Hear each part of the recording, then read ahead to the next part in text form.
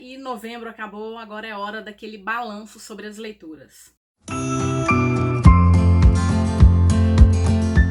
Antes de mais nada, se for a primeira vez por aqui, gostar do conteúdo, gostar de conteúdo literário, unboxings, clubes de leitura, te faço um convite, vem se inscrever no canal. Também te peço a gentileza para curtir, compartilhar, fazer comentários, me seguir nas outras redes sociais, ativar o sininho de notificação e dar o hypar, uma nova funcionalidade do YouTube que tem ajudado os canais que estão em crescimento. Bom, nos últimos tempos eu tenho dividido as minhas leituras em 2 vídeos.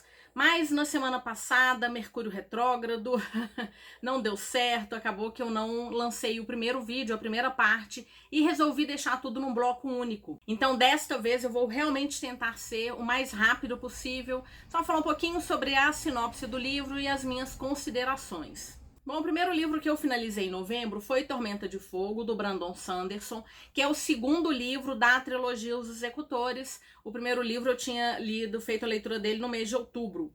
E vou aproveitar e já falar do terceiro livro. Então eu finalizei a trilogia com Calamidade. E aqui nós temos Brandon Sanderson escrevendo distopia, uma distopia jovem, livros de super-heróis. Então, naquele primeiro livro, em Coração de Aço, a gente vê uma estrela que de repente aparece aos céus e a partir desse momento algumas pessoas surgem com habilidades especiais. Então, super forças, habilidades são as mais diversas, algumas delas nem tão incríveis assim. Bom, nessa história a gente vai acompanhar o David, que viu o pai dele ser morto por um desses épicos, essas pessoas com habilidades, que foi o Coração de Aço, e a partir daí ele tentou se integrar a um grupo rebelde que eram chamados de Os Executores. Uma história incrível. Muita gente fala que é a história mais simples do Brandon, mas aqui a gente vê algumas características típicas dele. Então essa jornada do David de autoconhecimento, essa busca para fazer o que é certo, mas ponderando, né, o que é o certo de fato, quais são as ações que estão refletindo na coletividade. Então é uma história que tem muito mesmo a assinatura do Brandon Sanderson. Foi muito bom conhecer, já li muitas outras histórias e agora tenho mais uma trilogia aí que está publicada no Brasil, que está completa e que eu já posso dar o meu check. Bom, depois uma leitura bem inusitada, Cutelo e Corvo, publicado pela editora Arqueiro, é o primeiro livro de uma trilogia. O segundo já está prometido para o ano que vem, e aqui a gente tem uma espécie de dark romance, mas uma coisa meio Dexter. São 2 assassinos em série que agem como Dexter mesmo, então eles vão em busca de outros assassinos em série. E o nosso protagonista é o Rowan. Ele vai encontrar a Sloan numa situação bem inusitada, ela tá presa numa espécie de grade, e do lado de fora tem uma pessoa em decomposição. Ele vai chegar ali perto, ele vai ficar meio desconfiado, começa a conversar com a Sloan, mas ele fica encantado logo de cara. E aí ele propõe para ela um desafio. Então a cada ano, uma vítima, que é um assassino em série também, será escolhido, e aquele que conseguir eliminar primeiro é o campeão do ano. Então a gente vai acompanhando-os pela competição primeiro ano, segundo ano, terceiro ano, sempre entendendo que o Rowan tá completamente apaixonado, mas os dois são serial killers, né? E a Sloan, ela ainda tem muitos demônios para exorcizar antes de depositar a confiança dela num relacionamento. Ela tem muita dificuldade, mais do que o Rowan, e aí a gente vai vendo esse desenvolvimento bem lento. Vale lembrar que é um dark romance, tem uma lista de gatilhos no início do livro, e que é um livro que tem também cenas de sexo bem intensas, assim. Eu ri demais quando eu tava lendo uma parte em específico que começa a descrever alguns dos piercings que a Sloan tem, e assim, eu ri muito, mas vale a dica se você tem gatilho com relação a qualquer coisa, dê uma olhada primeiro na lista inicial. Foi engraçado, divertido, e ele não tenta ser verossímil, né? Ele é bem um absurdo e que diverte justamente por isso. Bom, depois um romance fofo. Foi minha primeira experiência com a Abby Jimenez, Playlist para um Final Feliz. Aqui a gente tem a Sloan, eu acho que eu errei, a protagonista do livro anterior era Sloane, aqui é Sloan. Bom, enfim, ela tá deprimida, ela apareceu num outro livro da autora, eu descobri isso depois, se não me engano, Apenas Amigos, que teve um final bem triste em relação do grande amor da vida da Sloan. Bom, acredito que não seja nenhum spoiler, mas porque é a sinopse deste livro, ele vai morrer. E eu sei que a autora, inclusive, fala que muita gente cobrou dela uma história da Sloan, porque parece que ela tinha um relacionamento, assim, muito feliz com esse amor da vida dela. Mas ela o perdeu, ela tá aí num momento de luto muito intenso, 2, 3 anos. Ela tá reclusa, distante da maior parte dos amigos, da profissão dela, de uma carreira que era de sucesso. Ela só tem ao redor dela 2 amigos que são justamente os protagonistas do livro anterior. Então, se você vai ler essa história, eu acho que é bacana ler o Apenas Amigos primeiro. O fato é que em dado momento ela tá voltando para casa e ela quase atropela um cachorro. Ela fica muito assustada, leva esse cachorro no veterinário, procura o número do celular do responsável, liga para ele, mas ninguém atende, cai na caixa postal. E aí ela fica bastante brava, porque como assim um dono tá deixando esse cachorro solto, quase sendo morto, e ela toma para si a responsabilidade. E é isso que acaba trazendo de volta a vida, assim, porque ela volta a caminhar, ela volta a cuidar da saúde, da aparência, até que o dono do cachorro entra em contato com ela, que é o Jason, e ele manda mensagem dizendo que ele estava num lugar sem acesso à internet, e quando ele volta, né, para um lugar que tem esse acesso, ele manda essa mensagem, fala assim, olha, meu cachorro, e os dois começam a trocar mensagens, então eles se conhecem primeiro dessa maneira. E quando ele chega, ele vai atrás do cachorro, né? Os dois começam ali. Ela fica preocupada para saber se esse cachorro vai estar em um lugar seguro, se o Jason vai cuidar dele. E aí os dois começam esse relacionamento. A Sloan, ela tá bastante assustada porque ela vai sentir atração pelo Jason, sim. Principalmente porque ela descobre que ele é um astro do rock em ascensão e é uma pessoa que ela é fã e ela fica com muito medo disso, né, de toda essa exposição pública e ao mesmo tempo se sentindo culpada por se abrir ao novo amor. Ela sente que tá traindo a memória do seu antigo parceiro. Bom, é um livro que vai passar por diversas situações, é uma história bem longa, assim, muitos acontecimentos. Os dois vão ter que decidir se querem entrar nesse relacionamento. Na verdade, o Jason tá completamente apaixonado, mas ele também sabe da pressão que é conviver com o astro do rock. Eu gostei bastante, é uma história assim bem densa, com muitos acontecimentos, trazendo aí a questão, acima de tudo, do luto, mas dessa entrega, né, de um ao outro.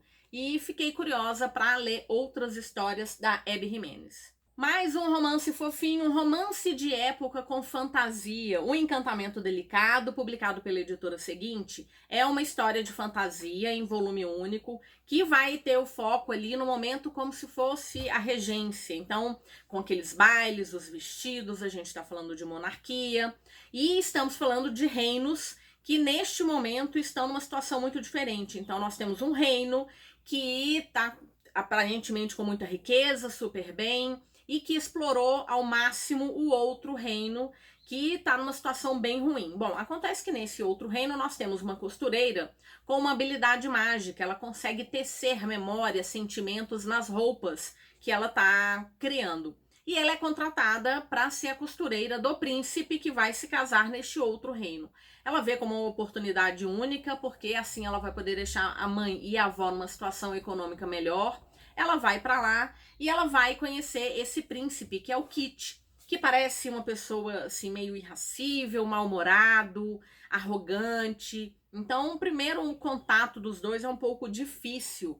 Mas ela tá ali porque ela precisa disso, mas ela vai se ver envolvida numa série de conflitos políticos, de intrigas, vai entender alguns dos segredos, ela vai percebendo que existe um motim ali dos seus conterrâneos, que grande parte deles são plebeus e são pessoas que trabalham para as famílias ricas do outro reino e que estão insatisfeitos com o pagamento, da forma como eles são tratados.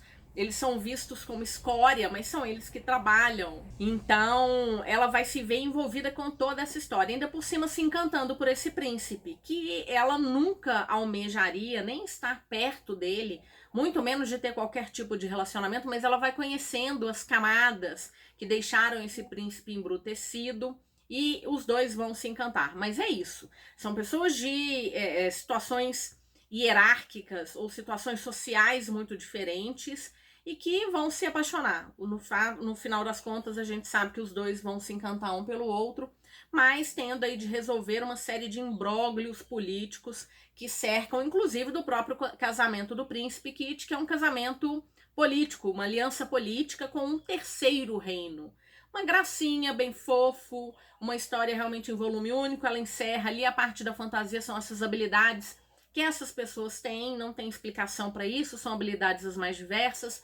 O Kit, por exemplo, ele tem uma habilidade meio botânica, assim, com as plantas. Ela com as roupas, não são todos que têm essas habilidades, uns têm, outros não, monarquia, plebeu, não tem uma diferenciação em relação a quem vai desenvolver isso. Mas é uma coisa genética. Em relação aos poderes, isso fica muito claro. Então tá aí, fofo. O livro realmente tem bastante de moda, descrição das roupas, magia, essa paixão avassaladora, muitas conspirações políticas, bailes, e essa roupa que deixa invisível é uma situação assim relativamente engraçada. Bom, aí nós vamos para o Rio de Prata, lá no Fantasticai, que é o meu clube de leitura, junto com a Juliana do Viajando Através da Estante.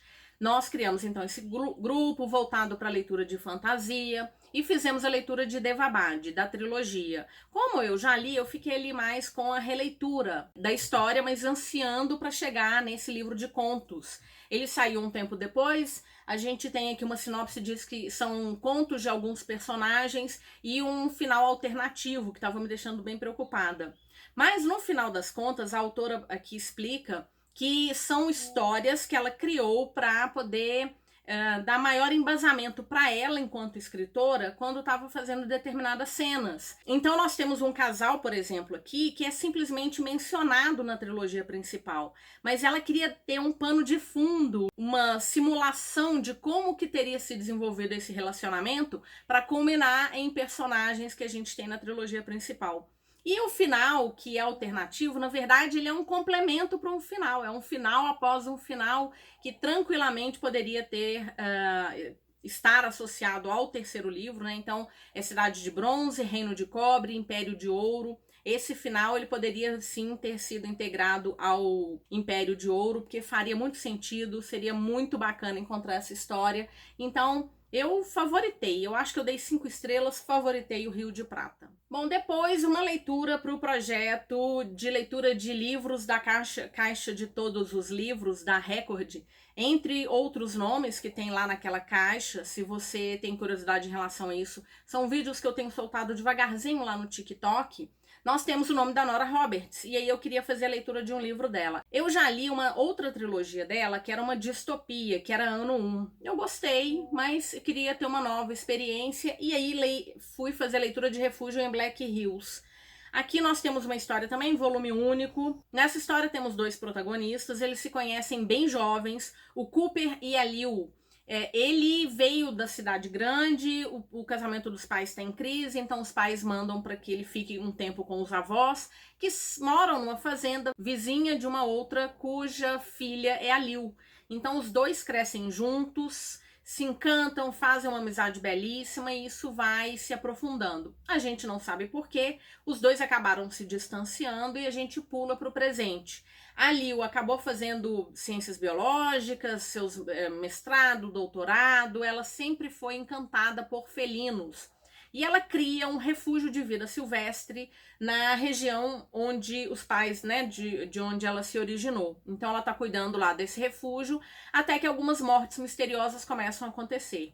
O Cooper, ele se tornou um policial, ele ficou morando muitos anos em Nova York, mas ele acaba voltando para esse lugar, para a fazenda dos avós, porque o avô dele quebra a perna, então ele também já estava insatisfeito, queria voltar. E os dois têm um primeiro estranhamento quando se encontram, porque eles tiveram um término meio mal resolvido. Mas esse mistério em relação a essas mortes vai acabar aproximando os dois, porque parece que ela está no alvo de um assassino em série. Bom, apesar da sinopse dizer que tem uma pegada meio fantasiosa, não vi nada disso, realmente é esse mistério. A gente tem uma descrição muito ampla em relação à própria questão da conservação de animais, de como é que isso se dá, da forma como as pessoas acreditam que podem ter uma onça, um jaguar, um lince, uma pantera como um pet, e de repente se dão conta de que ele é um bicho selvagem. Por mais que você crie desde pequeno, ele é um animal selvagem. A nossa relação com cachorros e gatos, eles são domesticados há milênios. Não dá para achar que agora, de repente, se você criou um bicho desde novinho, ele vai estar domesticado. Ele está completamente selvagem em algum momento. Isso pode dar muito errado. Então, esse refúgio é para atender esses animais, bem como aqueles animais de circos, atrações circenses. Tem alguns ainda que usam disso. Isso está diminuindo, na verdade, em muitos países já se tornou ilegal. Mas, então, nós temos uma descrição muito vívida em relação à parte da conservação, que eu achei muito legal. Sou bióloga, adorei essa parte. O mistério também é envolvente. Eu achei só que ele se alongou demais no final. Eu já estava ficando um pouco cansada. Acho que a Nora Roberts, ela gosta muito de escrever. É uma história que tem aí quase 500 páginas. Achei que pudesse ser um pouquinho mais curto. Mas bem gostosinho, mistério muito interessante. E tem toda essa parte de ambientação que eu gostei muito. Depois, uma grande surpresa desse mês, que foi Garras, da Liz Vilas Boas, publicado pela Rocco. A Liz, ela é carioca, se não me engano ela é carioca, do interior do Rio de Janeiro. E parece que ela escreve livros de fantasia e ficção científica. Foi a minha primeira experiência com ela. Gente, eu me diverti tanto, mas eu me diverti tanto. Aqui nós temos a história da Diana, que é uma pessoa da alta sociedade, muito rica. Ela vem de uma família que produz armas que são utilizadas para caçar alguns seres específicos. A gente está falando de um mundo de seres humanos que convivem com uma certa tranquilidade entre lobisomens, vampiros, néfilins e bruxas. Então todos eles ali, parece que houve um tratado há muito tempo atrás, estabelecendo como é que seria a relação entre todos esses seres, mas a família dela é uma família que fornece arma para caçadores. Ela tá com um problema em relação à sucessão dessa empresa, ela precisa de um marido. Então ela vai atrás do Edgar, que é um lobo de uma matilha de lobos solitários, não tem um alfa, mas o Edgar é meio que o alfa dessa matilha, e são lobisomens de, assim, bem da periferia, né? Eles produzem cachaça artesanal, mas tudo um formato, assim, meio de contrabando. E ela vai atrás dele, porque ele provavelmente precisa de dinheiro, ela vai propor um casamento ali de interesses. E a partir daí, ele entende quais são os objetivos dela, que é essa sucessão na empresa familiar, e eles vão se envolvendo cada vez mais. Gente, que delícia de história. A autora já falou que ela criou essa Ave Rio com uma sobreposição ao Rio de Janeiro. E ela fala muito desses personagens, né, que são muito no cinza. Você não tem heróis, nem vilões. As pessoas são um pouco de tudo. Tanto é que o nosso Edgar, nosso lobisomem, ele é um lobo de sarjeta, ele vive ali na periferia com o seu contrabando, mas é uma pessoa e que tem os seus sonhos e que tem a sua família, que tem o que proteger. Então a gente tem essa sobreposição do Rio de Janeiro e esses personagens que são deliciosamente no cinza. Eu me diverti tanto, que eu dei 5 estrelas, favoritei. Eu adorei essa história. Recomendo, assim, se você quer se divertir, mas apesar de ser divertido, ele não... A autora, ela não tá preocupada só com o entretenimento, porque ela encerra todas as coisas que ela cria. Então, tudo tem uma explicação. Ela consegue finalizar toda a trama e todas as pontinhas que às vezes a gente nem prestou atenção. Uma delícia de história, recomendo fortíssimo, autora nacional, escrevendo uma história que vai evocar muito do nosso Brasil, de certa maneira, e com um casal simplesmente delicioso. E por falar em entretenimento, fiz a leitura de A Sociedade de Preservação dos Kaiju, do John Scalzi, e aqui foi uma leitura coletiva do meu clube de leitura junto com a Lorena Simili. E que delícia! Eu já conheço o John Scalzi, eu li A Guerra do Velho, li As Brigadas Fantasma, preciso retomar essa trilogia do autor, mas eu já conhecia um pouco da forma dele de escrever. Aqui nós temos uma história que evoca muito pandemia, e ele vai falar muito dessa história também, de como que ele construiu, que ele tinha um livro já pré-agendado, mas aí veio a pandemia e ele se perdeu, ele falou que não conseguia escrever. E que aí veio essa ideia da Sociedade de Preservação dos Kaiju, propôs para o editor dele e ele resolveu seguir por esse caminho. Então essa é uma história que é muito mais de entretenimento, para passar por aquele momento, para mencionar aquele momento, mas para trazer essa leveza de certa maneira, porque a gente está falando de uma outra dimensão da Terra. Então o nosso protagonista, que eu nunca lembro o nome dos protagonistas, Jamie.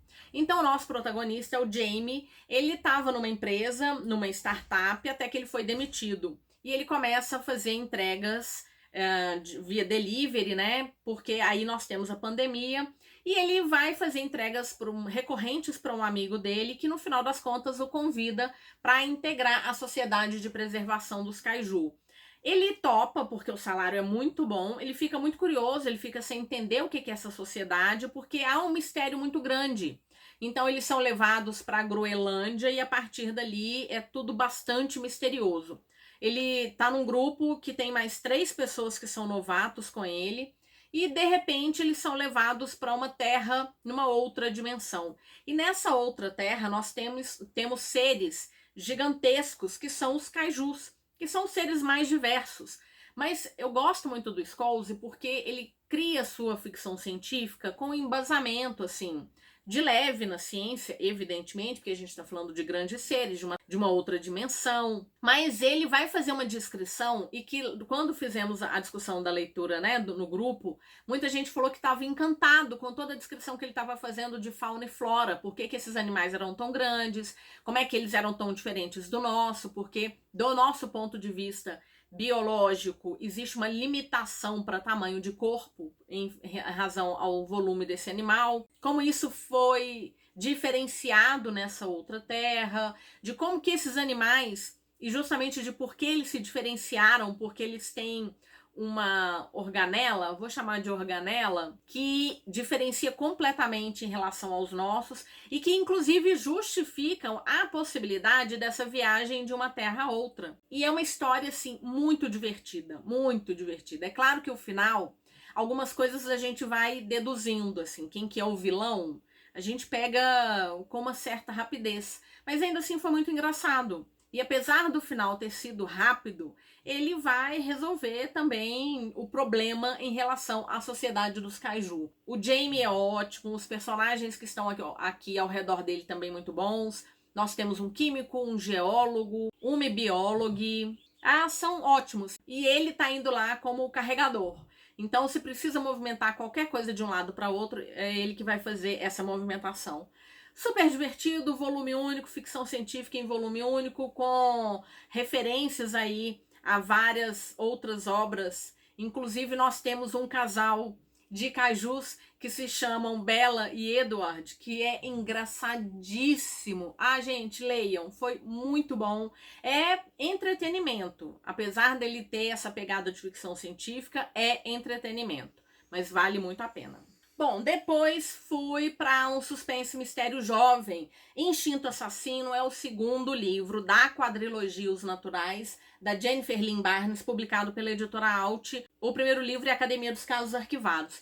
Então aqui nós temos uma unidade do FBI que é criada para treinar pessoas muito jovens, grande parte deles inclusive menor de idade, mas que tem uma habilidade natural que ajudaria na resolução de crimes. Então, perfiladores, estatísticos, pessoas com habilidade de fazer uma leitura de sentimentos, a Lia, que é uma espécie de detectora de mentiras, e a Cassie, que é uma perfiladora, vai se juntar a esse grupo. Então a gente tem no primeiro caso, ele é uma unidade do FBI, mas assim, escondida. Nem o próprio FBI sabe que eles existem porque eles são menores de idade.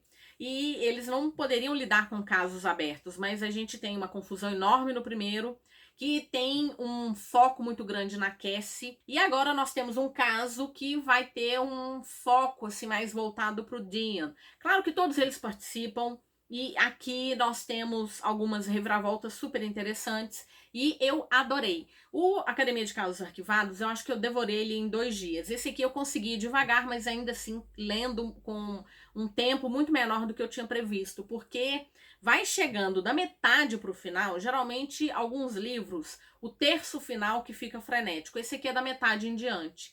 acho que mesmo a primeira parte a gente já fica assim completamente imerso. E tô super curiosa, o terceiro livro é Tudo ou Nada. Ele deve entrar aí como leitura do mês de janeiro, fevereiro no mais tardar, esperando a finalização da quadrilogia. A editora prometeu que ia encerrar esse ano. Vamos ver se vai dar tempo de trazer o último livro da quadrilogia. Adorei! Suspense e mistério com a pegada de Criminal Minds, bem jovenzinhos. Mas assim, ainda assim, lidando com temas super adultos, né? Porque eles estão falando de crimes, de assassinos em série, de traumas, todos eles passaram ali por uma infância com muitos traumas, então vale ficar atento. É jovem, mas tem gatilho. Bom, e o último livro que eu li no mês de novembro, esse aqui eu li, finalizei a leitura dele no dia 30, foi O Que o Rio Sabe, da Isabel Ibanes, publicado pela Arqueiro. Aqui nós temos uma história que realmente mistura a múmia, a morte no Nilo, de uma forma assim, aquele mistério, né? Então nós temos a nossa protagonista, que é a Inês. Ela é uma jovem de 17 anos, argentina. Ela é criada metade do ano pela tia, junto com as primas. Porque os pais dela passam metade do ano, ao longo dos últimos 17, no Egito. Então eles patrocinam expedições ali em relação aos artefatos egípcios. E ela fica enlouquecida para participar disso. Mas os pais nunca permitiram, até que ela recebe uma carta do tio dela, que é patrocinado pelos pais dela, de que os pais morreram e que agora ele vai ser o tutor dela. Ela fica em pânico porque ele não traz maiores explicações, a não ser que eles se perderam no deserto, e ela acaba fugindo da tia dela, atravessa o oceano, vai parar lá no Cairo, e se apresenta ao tio, que fica completamente irritado. Na verdade, começa a irritação da Inês, porque há uma confusão no trem quando ela tá indo pro Cairo, e quando ela chega lá, ela é recepcionada pelo ajudante do tio dela, que é o Whitford, que é um jovem da idade dela, mas bastante snob, que não dá muito valor ao que ela tá indo fazer ali, acha que ela é só uma jovem rebelde e quer colocá-la de volta no próximo navio em direção à Argentina. Mas ela insiste, vai conversar com o tio fica muito irritado, não traz maiores explicações sobre o que poderia ter acontecido com os pais dela, e ela vai insistir. Então a gente tem essa história dela indo atrás do que aconteceu com os pais e conhecendo os mistérios, porque aqui sim a gente tem uma pegada bem de magia, porque ela coloca um anel no dedo e a partir daí ela começa a se conectar com artefatos que são ligadas a uma determinada figura histórica de importância, de grande importância para o Egito. E ela vai ajudar então o tio dela a partir daí por conta dessa ligação mágica que ela tem através desse anel. E aí nós temos, claro, a relação dela com o Whitford. Os dois são fofos. O Whitford, ele é inglês, então nós temos muita discussão aqui sobre colonialismo e sobre a grande perda de artefatos, porque é uma história que se situa em 1880, e a autora inclusive menciona isso também, que ela queria fazer referência à grande quantidade de artefatos, porque foi uma época que existia um turismo intenso no Egito, e que as pessoas iam lá e carregavam pedaços, artefatos, coisas históricas, algumas delas que nunca mais voltaram para o Egito, para virar um objeto de exposição no jardim das suas mansões. Então há uma discussão, inclusive duas figuras históricas que de fato existiram estão presentes aqui no livro. Ela fala que teve liberdade poética, evidentemente, mas ela queria reforçar a questão dessas duas pessoas que foram essenciais nessa perda de artefatos por parte do Egito. Inclusive um desses homens se referindo aos egípcios como pessoas que não tinham cultura para tomar conta de artefatos tão importantes. É aquela velha história, né? Eu sou mais inteligente, eu sou melhor, eu mereço ter a sua história nas minhas mãos. Eu vou tomar conta da sua história, dos seus tesouros e... a gente já viu essa história muitas vezes, né? E olha, o final dessa história não é uma grande reviravolta, mas é um acontecimento que pode ser uma grande mudança de chave, mas que eu vou ler o segundo livro, que a editora já anunciou para o ano que vem, mas eu tenho certeza absoluta que ela vai resolver isso para o meu coração ficar em paz. Então tá aí o que o Rio sabe, é uma fantasia histórica, talvez? Acredito que sim. Então foi uma leitura agradabilíssima. A editora já anunciou que o segundo livro, se não me engano, é Duologia, que é Onde a Biblioteca se Esconde, sai, acho que no primeiro semestre do ano que vem. Eu tô doida pra ler, porque realmente, assim, o último capítulo, sabe? Ele faz uma coisa ali que dá uma certa dor. E eu espero ver isso resolvido. Fora toda a questão do Egito, gente, que é uma delícia. Então foi uma leitura que eu dei 4,5 estrelas. Bom, muitas leituras, espero que eu consiga deixar esse vídeo menor, mas eu precisava falar de todas elas porque na sexta-feira eu venho com a minha TBR para o mês de dezembro. E bora conversar sobre essas leituras. Participou de alguma leitura coletiva do Fantasticai? Leu alguma dessas histórias? Ficou com vontade de ler qualquer uma delas? Quais foram as suas melhores leituras do mês de novembro? Lembrando que eu vou deixar o link de compra na Amazon para todos esses livros aqui na caixa de descrição. Usando o meu link você me ajuda bastante. Tem cupom de desconto para o site da loja da editora Trama, Nova Fronteira. Tem cupom de desconto para o site da Livraria Leitura. Todas as informações ficam aqui, junto com o link do Telegram, onde eu posto quando tem oferta, quando tem lançamento, vídeo novo. Muito obrigada se assistiu até agora. Te desejo ótimas leituras e nos vemos no próximo vídeo. Até mais!